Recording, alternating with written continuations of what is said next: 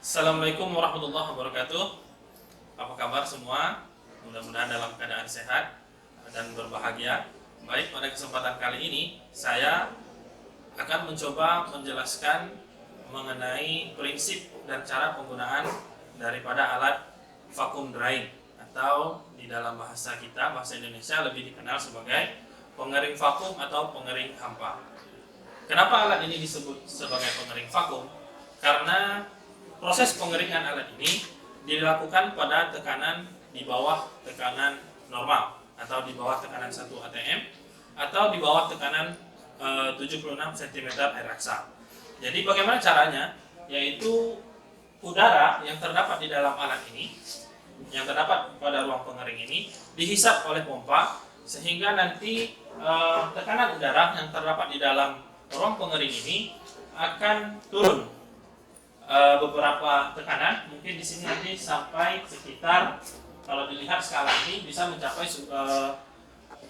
turunnya sekitar 70 cm air raksa, atau mungkin diperkirakan di dalam ruangan ini nanti tekanan yang tersisa itu sekitar 6 cm air raksa, seperti itu.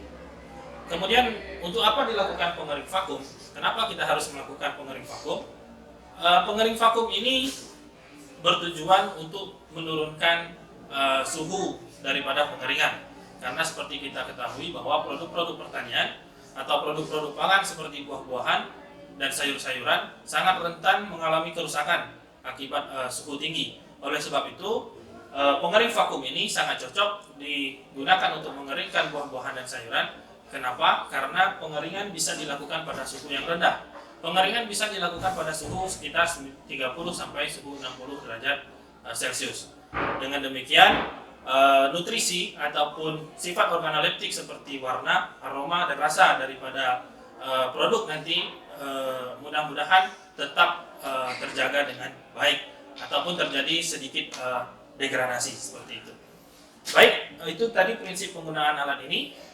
Mungkin nanti bisa lebih jelas, itu bisa kita lihat di diagram fase air, di mana ketika tekanan diturunkan, maka suhu didih air itu juga akan turun. Mungkin kira-kira begitu prinsipnya. Kemudian bagaimana cara menggunakan alat ini? Cara menggunakan alat ini yang pertama yang harus kita lakukan adalah kita buka dulu. Ini kita pastikan dalam keadaan terbuka.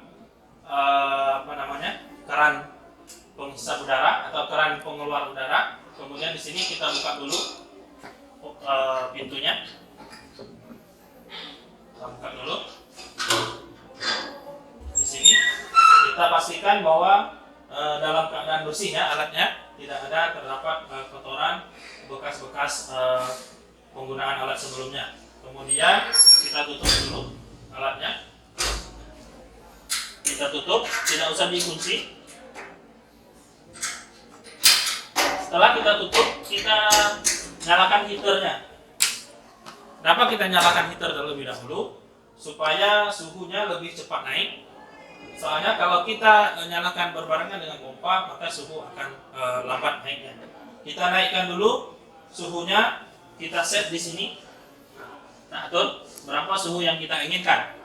Di sini bisa kita atur, misalkan saya mengatur suhu yang saya inginkan adalah sekitar 70 derajat Celcius. Kita tekan lagi di display ini, suhu saat ini terbaca 25. Nanti dia akan naik menuju ke 70. Ketika suhu sudah mencapai 70, baru kita buka lagi pintu ini. Kita masukkan bahan yang akan kita keringkan. Bahan yang akan kita keringkan, kalau buah-buahan harus kita kupas terlebih dahulu. Kalaupun sayuran harus kita kondisikan terlebih dahulu supaya proses pengeringan dapat berjalan lebih baik dan lebih cepat. Kita tutup alat ini. Kita tutup, kita kunci molnya.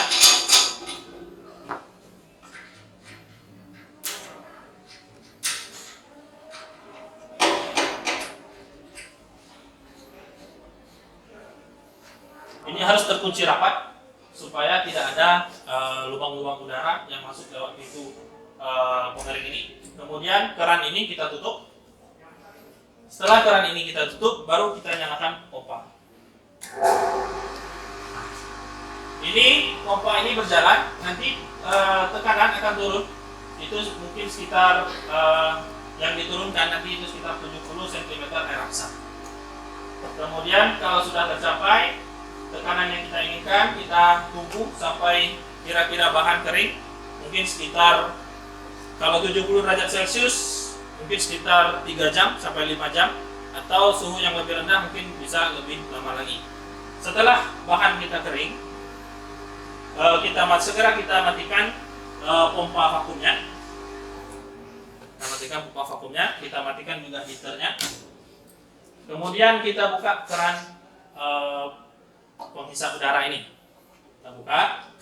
Nanti setelah kerannya terbuka, kemudian ini akan turun lagi, tekanannya akan naik lagi, maksudnya menuju 0, baru pintu bisa kita buka. Setelah mencapai 0 di sini kita buka ini pintu lagi. Kita buka. Nah, kita buka baru bisa kita ambil produk kita. Untuk mengambilnya juga harus hati-hati karena suhu raknya panas. Lebih baik pakai sarung tangan seperti itu. Baik, itu saja mungkin penjelasan mengenai prinsip dan cara penggunaan alat ini.